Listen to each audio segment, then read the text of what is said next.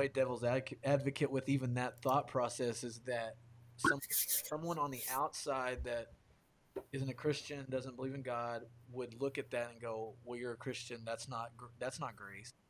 So how do you speak into that as a person that like it is grace, um, but how do you speak? Because all they're gonna see is like that's not loving, that's not caring, that's not kind. So the joking around answer was going to be, I'm not Jesus, and so I'm very Yeah, conditional. yeah, yeah. That's the Which is that's the that's the true funny. That's the I'm not Jesus. I'm joke very of the conditional. day. Joke of the day. Yeah, Um, I believe loving people from a distance is the Christian thing to do. I don't think that we're supposed to um, engage with people or family or friends and allow them to drag us down with them. yeah, And I think we're supposed to do everything that we can in order to help, in order to love. yeah, Um, and after we've done what we feel like is enough, right? Um, and then we've tried to help and offer assistance, whether that be presence, presence as in yeah. physical, Being there. Yeah, um, or offer them assistance with whatever resources that they may need. And if things are still not um, getting better, and or if they are just keeping themselves where they are, and if they are refusing to put into action to where they can change and change their circumstances, then I feel like for our own health, that it's okay for us to take a step back and say, we're still going to pray for you, and I'm still here. yeah, I'm just going to be a little further back. I'm going to love you from a distance to where I don't feel like God's going to be mad at me yeah, because me and a friend had a falling out, and we both forgave each other, shook hands, fist bumps or whatever, and I still want that individual to win, yeah, but I'm just not going to be so closely associated with that individual anymore. yeah, I don't. It's almost stating that when people showed us tough love, when oh yeah, um, it's in the Bible. Tough love's in the Bible. yeah, And so it's not so much tough love in every circumstance, but loving your people from a distance is probably what I would believe what God wants us to do. yeah, yeah. And I think that goes back. I think of the calling that Jesus had on disciples that he could have called everyone to come and follow. He have called everybody, but knowing that not everyone was going to listen in that time, that he picked 12 that were going to be available, and even more than that, really closely knitted to only three. And for us, I think it's the same way. We want our lives to speak to the masses, but yet I think there's a precision in what you're called to.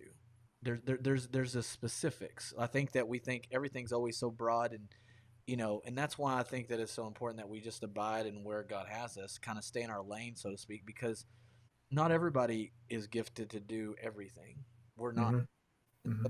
You are excellent, or you work towards excellence in what you're called to do. That's what is the witness of what is innately in you. If you can be the most excellent that you can be in whatever it is, that speaks volumes to everyone else. Yeah. Not about like jumping, like I use this as an analogy. I am not handy at all. And so like you're not going I could step in and try to do something, but it was probably going to look horrible. So it's Yeah. not gonna look excellent. It's not going to, and maybe it'll work for a little bit and then it might break, whatever. But there's people around me that I can surround myself with that also can have this excellence in that area that I can like join up with and go, okay, I have this expertise, but you have this. And I mean, we see that all the time in our jobs and Yeah. Yeah. right. But I think that that's where sometimes we miss the mark is that we want to jump into all these other avenues. Really, like, hey, this is the thing that you're innately not only gifted to do, but you're going to be able to show excellence in doing. So Yeah, I think that's what I've learned over time is I've always wanted to jump in and help everybody, but I can't. yeah, And I know, um, I forgot what it was in the Bible, but I know who I am, yeah, but I also know who I'm not. Who yeah, I'm not. yeah, Right. So when they asked John the Baptist, "Are you the Christ?" he said no. yeah, Right. So he knew who he was, but he also knew who he wasn't. yeah, And that's the kind of thought process that I have to put on yeah, a lot and say, yes, I want to help everybody. I mean, I think we all do. yeah, Well, at least you and I know yeah, you and yeah, I on this yeah. on this call. As I know much. we want to help everybody. Yeah, We do. yeah, Um, I but in certain situations we can't. Right? You yeah. know, There's I a tell there's people. there's a quote from a pastor that says, "Do for one what you wish you could do for all." Hmm. Hmm. Some situations that, I can't do this for everybody, or so I can choose one that I feel really called to do this, or just like with my time, I can't meet up with every single person.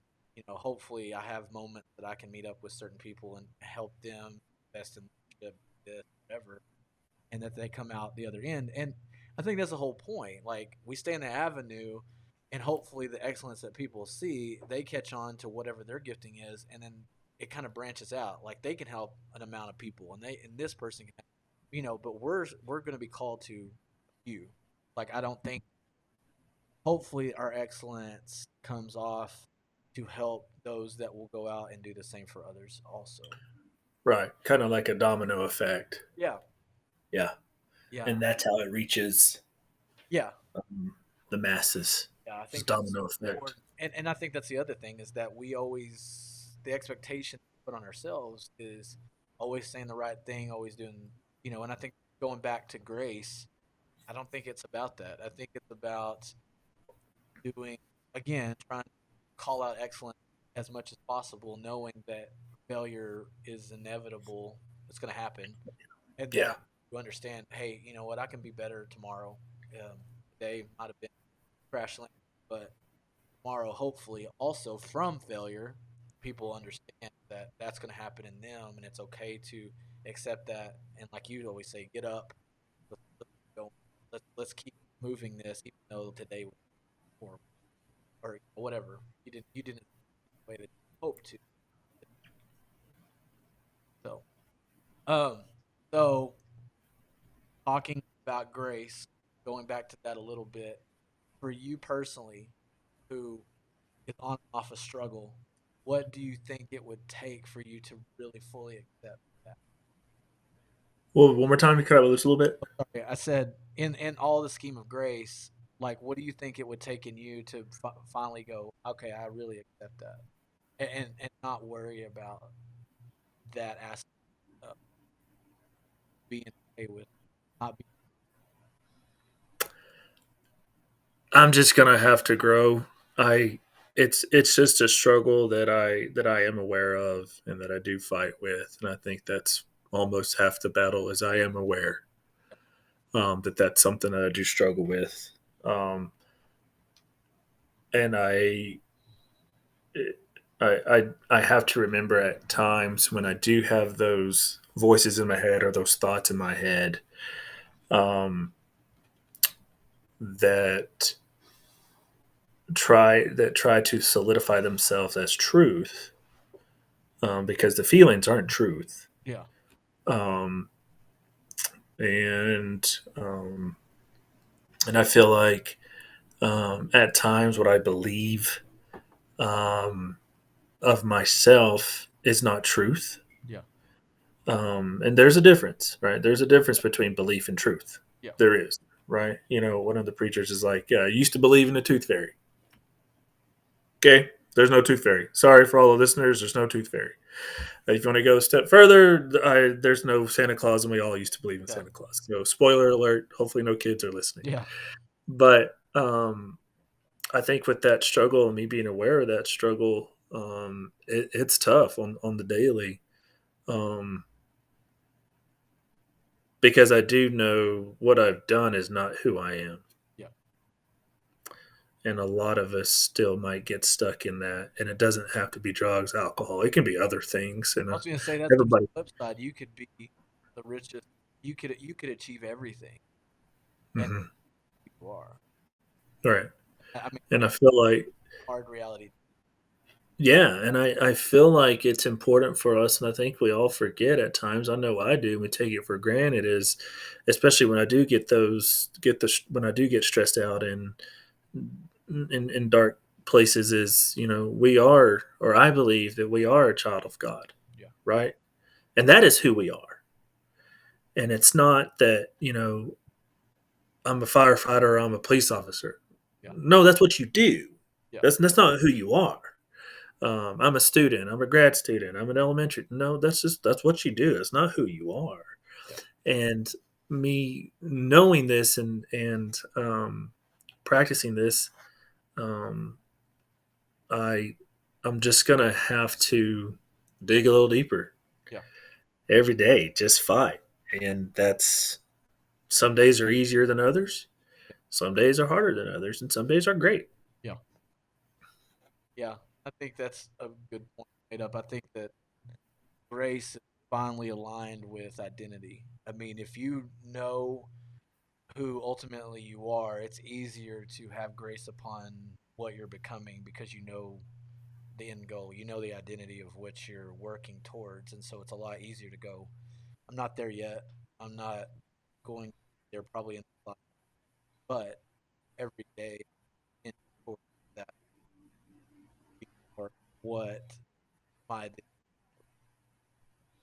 I think that I would imagine. So I've had this conversation today. Is that we're in a time with so many people dealing with identity crisis. They don't know, you know, from gender to job to whatever it may be. They're lost. Like, what? Who am? What am I? Dealing with that. And the first thing that feels like you said, the feeling. It feels like identity. They just jump right into instead of Yeah. this is the core thing that I really. So I'm submerse myself in knowing that that's my foundation. And there, you can always grow. You can always have faith in the if you have to change, then you change. But again, everything has growth. Everything grows. Now, I think a lot of people deal struggle. I mean, I don't think you're alone. I mean, I do too, but I think a lot of people struggle with the grace aspect of thinking that everything is forgotten and forgiven. Because we paint a picture of Jesus to be exactly how we think and feel. And so you and I, well, maybe I'm just speaking about myself. I am I am a like I want justice now. And so for years it was hard for me to come to a place of like I have more grace than I have justice. And so if somebody does something, I want them to pay for it. But that's not grace. That's not. No. But again, but I hold myself to that same standard of like I messed up, so I'm not gonna have grace for myself. I've got to be better. I've got to do this, and I need somebody that understands that the ultimate action of grace has already been done. Therefore, I can live in that and knowing that he already knew that every day wasn't gonna be perfect. He Oh knew yeah. every day um, probably every single day there is a moment of failure, whether it's morality or thoughts or feelings or whatever. And so we needed that every day, and that's why Jesus died on the cross. So can I live in that place and quit painting the picture of who he is by the standard in which I try to write his story instead of living in what he's already accomplished? that's that's a hard to me. I think that's the one of the biggest struggles of every person. It's like quit drawing up your type of you because that's how we live by it, for good or bad. Hmm. The other way around, we've already talked about this, but like we can also paint a picture of a ultra gracious Jesus that we never change because he has grace for us. So we're still living in this life of full of sin or whatever, or no change because we're like, well, he has grace over me. I agree. Yeah, you're not changing your habits or your decisions, Yeah. so there is no change. Yeah. So I mean, Yeah. we can paint that picture too, or we can paint the mean God that's going to strike us down with thunderbolts when we we do out of we think he's ill or whatever. But he knows us. Like he knows us way more than we know him. So like he Yeah. knows Oh yeah. these things are going to be the hiccup, so to speak, to move towards something that resembles more him. And so he knows all those things. Yet we think, well, he hates us. He hates us for this. He hates us for that. We're never going to be the stand. We're never going to live up to the standard. And like newsflash, yeah, we're not. We're not going to ever, ever, ever. Yeah. But Yeah. are Spoiler alert. we okay with? We're are we okay with that? That's the question. Are we okay with that? And I'm not saying we should just. It shouldn't just sit well with us. I mean, I think the things that separate us from identity and separate us from Him, it should hurt. It should ache in us. But yet, are we also okay with that place, that space of not being okay and moving and growing and stuff like that? Are we okay with it not feeling okay? I don't know. I think that's the I think that's a tough area to kind of either, that I think that's where we all might struggle with is that area, that little pocket yeah. of accepting that. But sometimes I feel like that's to me that's a given that we're not ever going to be perfect, and that's okay. Now we don't use that we're not Jesus and we can't be perfect like Jesus as an excuse just to be lazy and not fulfilling what he's given, we don't need to bury our talents, right? So I just feel like that that's the spot to where we all need to kind of dig in and accept, um, becoming better each day, a little bit of each day, and trying to be more like him each day, Yeah. which is a struggle. I mean, we're not him. Yeah. But take that piece of information and use it for the good, not for Yeah. Well, the lazy average. it's Paul's proverbial thorn in the side. It's there's going to be a constant. Like I view it as I think a healthy tension is always good. I think Yeah, that we need to be, and I think this is where people like lose their minds and they can't even function in life.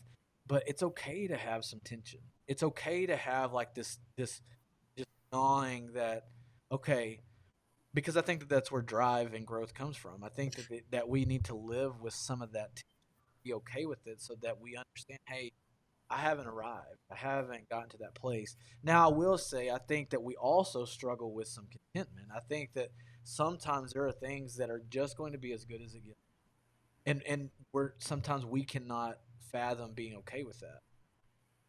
And sometimes uh, we deal with probably people all the time that hey, you know what, this is as good as it can get with them achieving this or whatever, and are we okay with that? And even in ourselves, like hey, I as as fit and as muscled up as I want to be. This is my makeup of my body. This is what I'm willing to do. This is yeah, what I like to eat. Am I okay and content with this? Because this might be as far as I can go with this. I don't hmm know. I mean, I'm constantly trying to figure it out, but I'm also like, oh, you know what? If nothing else changes, I can be okay with it. But again, are we okay with that too? I don't think I've gotten to a point. I don't think I've gotten to that point. Yeah, I think I mean, we struggle with both sides. Like we're yeah, we're not oh okay yeah, with we're not okay with tension, but we're not also okay with content. Like so there it's funny because then that means that there is tension. Or you know what I mean? Like yeah. they're both there. I'm okay with being uncomfortable, Yeah.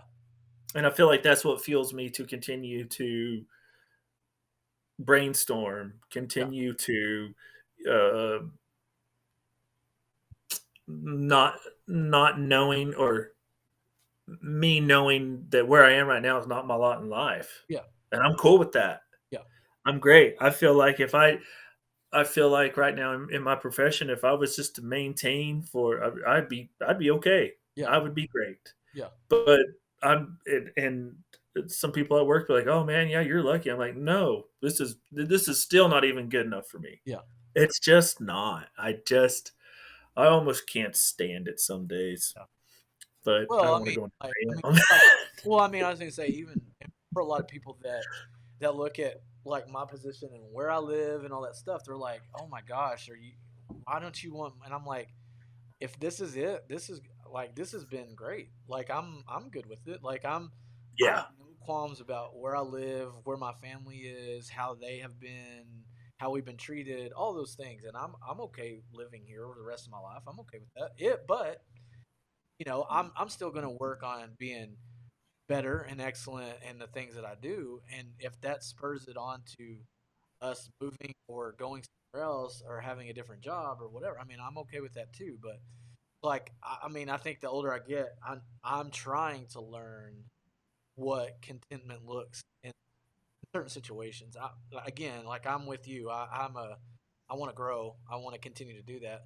Um, but can I get to a place where, okay, this might be as good as it gets. Okay, like it's great. Uh, and it is. It's a hard tension that I think most people, if they're driven, struggle with. Mhm. We can look at Tom Brady, who probably should have retired last year for real. His life is kind of unfolded before his eyes, but yet for him, was he not content? Was he not? I mean, you can have Yeah. people that are just Yeah. give up. Their body physically won't let. They can't even jog, but they're gonna die trying. I guess I don't know. Yeah. I It's tough to be I guess just where I am, I don't even know that word content. I just don't.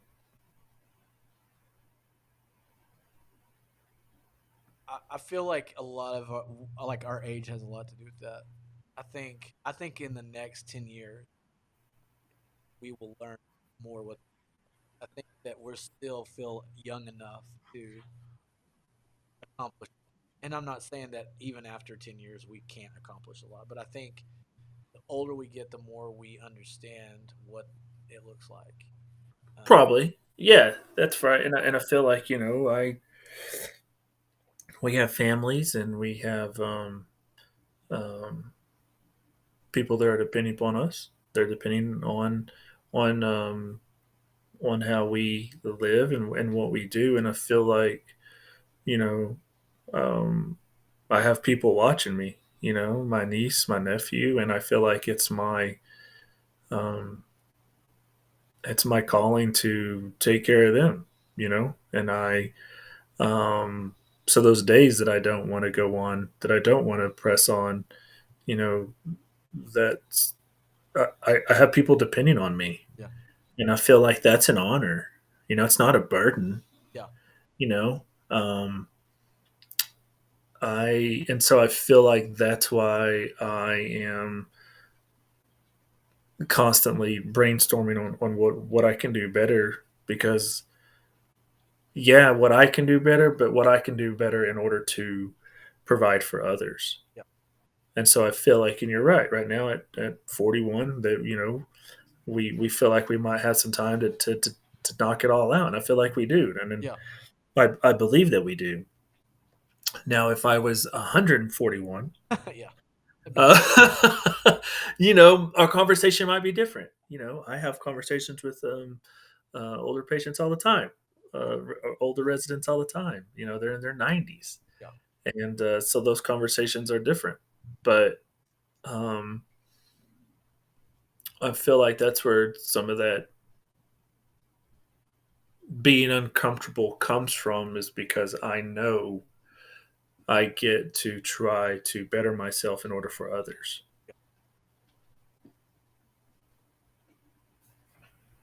always. But I mean, again, that's the hardest thing that for me personally is I don't want to live a life that's based upon everyone, but hopefully I grow that people glean my that makes because I start living for everybody else. I think the tension. I think that Yeah, the heaviness. There's more heaviness on us. Like I mean, having kids. There's a lot. I had this conversation with my wife. I feel like I think more about those three than I do myself or anything else. Yet I still need to be okay with okay, this is innately who I am, and this is what I need to grow in for me, and then hopefully that's enough to spur them on to. But it's hard to. I think it's a real weight. Again, I think you need to have detention, but I think well, ABC, I've got to secure because my kid, I could do everything right if my kid go off and be a nut. You know, so that could happen. And what am I going to do? Like? Well, I put all my identity in him to be this perfect thing. Where did I go? What wrong with me? Why did I not parent? I could ask all those questions, but there's a 50-50 chance that they're going to be great, and there's a 50-50 chance that they're going to go off the rails. yeah. Well, that's where we come. That's where we realize that we're responsible to them, but we're not responsible for them. Yeah, yeah, Or we can kind of debate that. I know yeah, some parents are probably like, "Yeah, I don't know about that, yeah, Spencer," but um, I feel like if we let me put myself into it. I feel like that if I am trying to become better, trying to learn, trying to walk in um, the way that I feel like God put it in my heart in order to really take my walk and better myself, trying to or striving to be what I feel like God has put in my heart to be, then we are setting that example and teaching, even though they're watching us, right? Because kids, kids catch things yeah, that they um, are observing what we're doing, and we are. I feel like we're responsible to train them up, um, grow them as good as we can, and then it's um, on them and in their walk and what they feel like God has put in their heart to go out and perform or go out and live and go out and grow themselves. Um, it's which might sound a little odd, but if I put it into business, this might be more clear. If I put it into a business aspect, my responsible to uh, team members is I'm responsible to train them, provide feedback, set the example, uh, praise or discipline them. Right, that I'm responsible to them in order to give them what they need, the tools they need, the knowledge they need in order to go out and execute their tasks. How okay, and then that's it. yeah, That's it. We're all grown ups at work. Like that's it. yeah, Most of them are older than me, right? And I feel like I'm old. yeah, And most of them are older than me. So now, if they go out after I've given them the tools, given them yeah, the knowledge, given them the training, given them the ABCs, one, two, threes, and they fail yeah, or act in ways, like you said, a 50-50, yeah, or act in ways that are not professional yeah, and are not part of the values, then that's on them, yeah, right? And then we must discipline or let them go, right? yeah, And so we're responsible to the employee, but we're not responsible for yeah. them. I don't know if that just went real business, and I'm sorry, but No, that's I mean just it kind of makes the sense. way that we look at it. Yeah, yeah. But how many times does a kid come back and go? Mom, Dad, this is all your fault. You jacked me up. Yeah, because because we're dumb. Yeah, We're dumb kids. yeah, I love to uh joke at Mimi at my mom about things of my OCD in certain oh, areas, my which you've seen my hand hygiene and how clean yeah, and how I have OCD in certain areas of my life, and I jokingly say that's my mom's fault. yeah, Um, and you know me, so I didn't come through my mom, but yeah. she's my mom, and so I feel like, I joke on now being 41. I look back and joke about things Oh and yeah, say, well, I'm OCD in the way I iron my jeans or whatever, which most people don't even iron anymore, right? yeah, Or I clean this way, or I am this way in some of the patterns of my life because of my parents. yeah, So um, if we start to blame our parents for some of our a- asshole things that we've done in life, that's on us. It's not on our parents. yeah. It's just not. And you know my parents, so Oh yeah, yeah. you know. Yeah, my mom's the other way. She'll listen to this podcast and she goes, "Well, I guess that's another way I screwed you up." Like, I'm like, yeah, that's why I go to counseling, mom. Thanks. I just give her a hard time about it, but yeah, I agree with you. I think hopefully the best qualities that we have come from our parents. Hopefully, I mean, Oh I don't yeah. like the things you say. I don't, they're funny. I don't think they're, we wouldn't say those are bad qualities, but yeah, I agree. But so like as we wrap this up, I mean, if somebody is torn between changing and grow, how would you say, hey, look, what would you tell them to look at? What would you say? Okay, look at these things. Where do you need to change and where do you need to grow? If somebody was going, okay, I'm starting 2023 off on a new leaf. How do I decipher what to change and what to grow? How would you have a conversation like that with them? Hmm.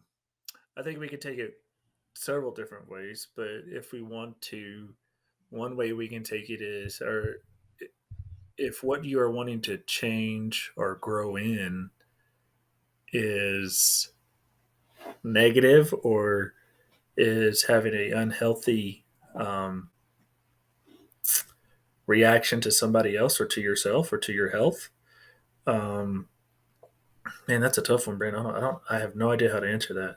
I would want to um, start out maybe asking that question, Yeah, um, in order to maybe offer some suggestions to him. yeah, I don't know how to answer that. yeah. I mean, Maybe because I you have to ask yourself that you question. put me on the spot and I can't think like that. And two, and so here's what battles in my head Yeah, when you ask me that. I'm like, I can't offer advice. I can't. I'm like, who am I? yeah, And so I'm just like, I'm not the right one to be yeah, asking this. Like this shit's being recorded. I yeah, cannot say what yeah. I want to say. Well, I mean, I think it comes back to what you said. I think change always is, one life or death. I think if these things are going to, in the long run, like physically, spiritually, all those things harm you. I mean, we need to look at change. And like you said, I think if it's affecting other people, like really negatively, I think you need to look at change. Um, and again, I think growth, you can look at the spectrum of your life and find ways to grow. So I don't think that's ever the question. I think, how do you decipher what needs to be changed, that is not innately who you're supposed to be in the first place, which comes back to, we talked about identity. I think that comes, if it doesn't line up with identity, I think there needs to be significant change. But I think there's always room to grow in those other spaces of life, that will always make us better. I think growth always makes us better. But I think as far as change in who you are, I think you need to look at some very deeper places in you to go, how is this really affecting the core of who I really, really am and what needs to change, and not take the lazy way out and say, well, this is just who I am. I think you can look and analyze those things, and be aware of, like you said, I think when you're being all of who you're supposed to be, it changes the people around you. And so again, like you said, people are watching you. And so if it always has a negative effect on everyone else, then I think those are things that you really do need to change about yourself. And so I mean, that's how personally I would answer someone like that. But again, Yeah, it's I just, don't think you have to. it, I don't think you have to change everything.